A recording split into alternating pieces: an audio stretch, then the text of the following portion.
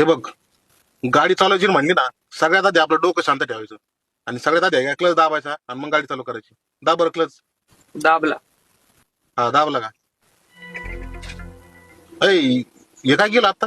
मला घरच्यांनी पहिल्यापासून शिकलेलं आहे, कोणाला लात लागली तर पाय पडायचं. येणार का तू? अरे तो क्लच आहे. मग काय झालंय, मला हे पण शिकले, कोण लहान मोठं नसतं.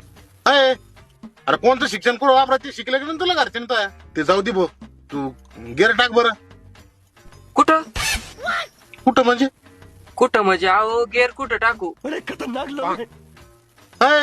गिअर टाके भाई, असं टाक गिअर.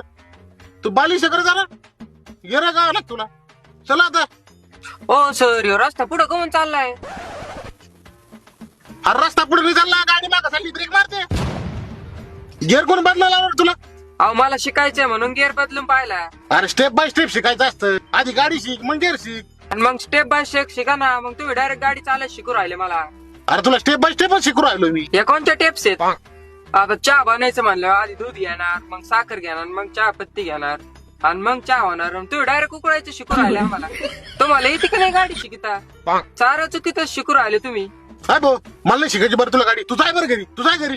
पैसे दिलेत मी कस काय जाऊ? अरे एक तर माहिती 7,000 आणि दिले तुम्हाला 1,000 रुपये. त्यात माहिती काय गाडी नावावर करून घेतले काय तू? माहिती शिकायचं